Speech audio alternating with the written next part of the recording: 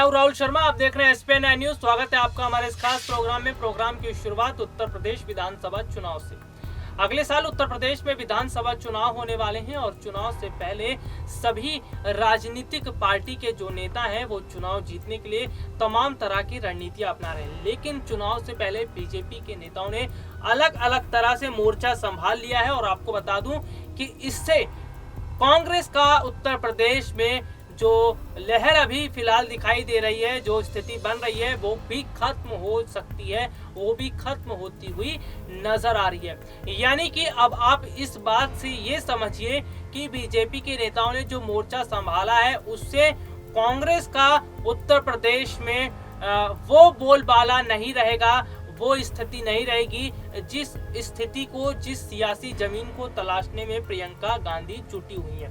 दरअसल आपको मैं बता दूं कि 1980 से 2019 तक गांधी परिवार का गढ़ रही है अमेठी, और अमेठी की लोकसभा सीट को बीते दिनों एक सियासी परिवर्तन जो है ये साक्षी बना है। 4 दशक तक दिल्ली में रहने वाले सांसदों की नुमाइंदगी देख चुकी अमेठी अब स्थानीय सांसद स्मृति ईरानी ने अपना आवास वहां बनाया है। स्मृति का स्थानीय आवास भले ही उनके कैंप कार्यालय जो है वो बनकर रहने वाला है, लेकिन इस आवास में उनकी सियासी जमीन को अमेठी की राजनीति में और मजबूत कर डाला है।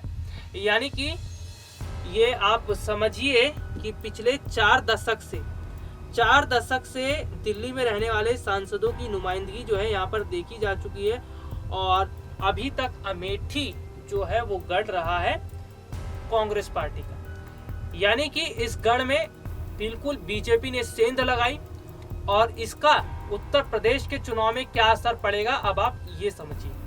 दरअसल स्मृति ईरानी का ये कदम उठाना ये बताता है कि वो सीधा सीधा वहां के लोगों से जुड़ना चाहती हैं और वो ये एक मैसेज देना चाहती हैं कि बीजेपी उत्तर प्रदेश के लोगों के लिए पूरी तरह से काम कर रही है, हर मुद्दों पर काम कर रही है और हर वक्त उनके साथ खड़ी है। स्मृति ईरानी का ये मैसेज है कि किस तरह से कांग्रेस पार्टी ने अभी तक अमेठी में राज किया, लेकिन यहाँ के लोगों को वो सुख सुविधाएं नहीं दी जो सुख सुविधाएं उन्हें मिलनी चाहिए थी। और उन्होंने यहाँ पर जमीन खरीदकर ये बता दिया कि अब वो उनके बीच रहेंगी, उनके साथ रहेंगी और वहाँ के लोगों की दुख परेशानी को दूर करेंगी।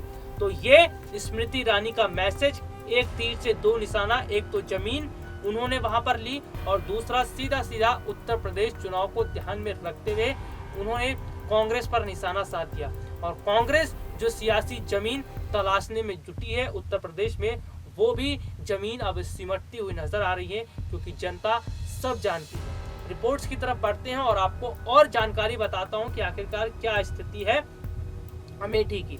2019 के चुनाव के दौरान अमेठी में स्मृति ईरानी ने कहा था कि अमेठी में जो भी नेता गांधी परिवार की ओर से सांसद बने, उन्होंने अमेठी को सिर्फ एक टूरिज्म डेस्टिनेशन की तरह ही समझा।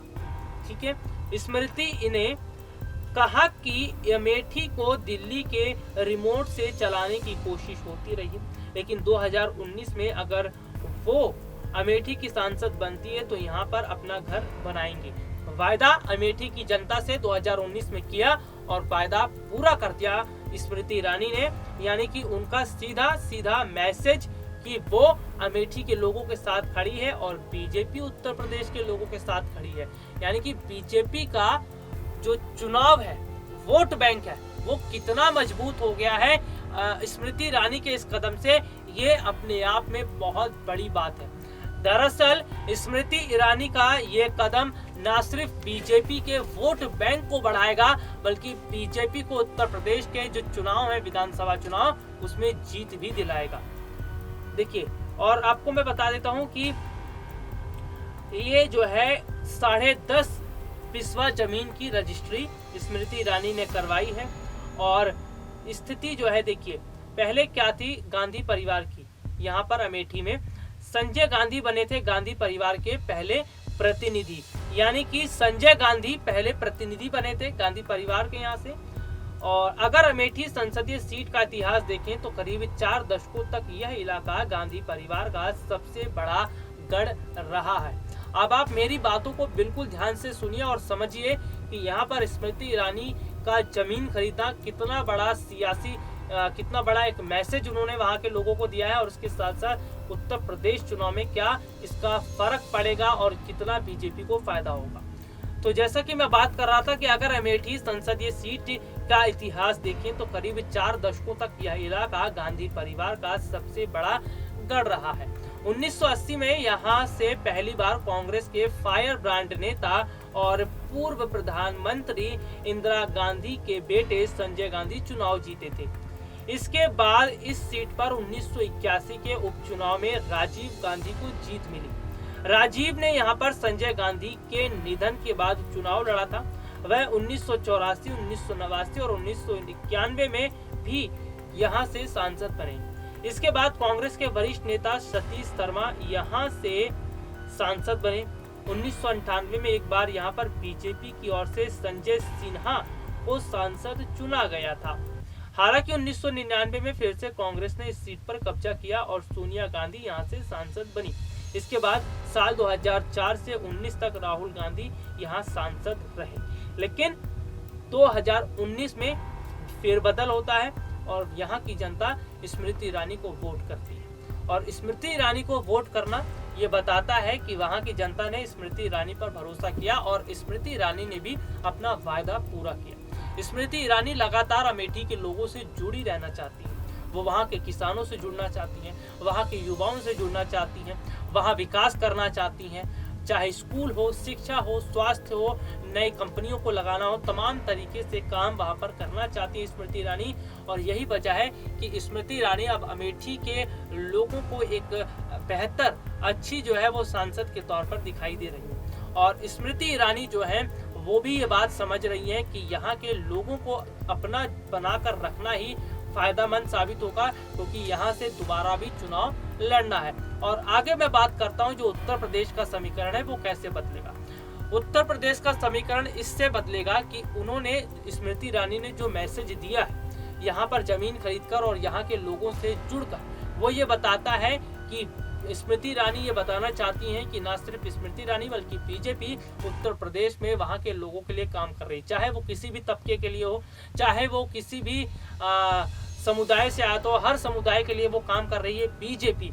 और विकास की बात करते हैं तो शिक्षा, स्वास्थ्य, महिलाओं की सुरक्षा, तमाम सेक्टर्स जो है, तमाम क्षेत्र इस पर भी काम कर रही है। यानी कि स्मृति ईरानी सीधा सीधा उन्होंने मैसेज दे दिया और एक मैसेज से कई बड़ा फायदा बीजेपी को होता हुआ अब उत्तर प्रदेश में नजर आ रहा है।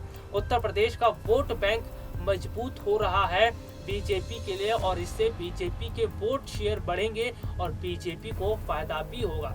हालांकि अगर बात की जाए अन्य राजनीतिक पार्टियों की तो वो भी छोटे दलों के साथ गठबंधन कर रही हैं, वो भी चुनाव जीतने के लिए रणनीतियां बना रही हैं। लेकिन फिलहाल उत्तर प्रदेश में जो मैसेज स्मृति ईरानी ने दे दिया है उससे पूरा विपक्ष अलग खेमे में पड़ गया है। पूरा विपक्ष जो है वो क्लीन बोल्ड जिसे कहते हैं वो हो गया है, क्योंकि स्मृति ईरानी का ये कदम बताता है कि बीजेपी उनके लिए क्या करने वाली है और किस तरह से उत्तर प्रदेश का विकास होने वाला है और अमेठी का खास तौर पर। तो यानी कि विपक्ष को क्लीन बोल्ड कर दिया है और जो चुनावी स्थिति है, जो चुनावी वोट बैंक है, उसको मजबूत किया है यहाँ पर बीजेपी ने। तो तमाम तरह से यहाँ पर बीजेपी चुनाव जीतने की कोशिश कर रही है। आपको बता दूं कि योगी आदित्यनाथ अपनी मंत्रिमंडल में भी फेरबदल किया उन्होंने और उसमें ये देखने को मिला कि फेरबदल जो होगा उससे बहुत बड़ा फायदा योगी सरकार को होगा।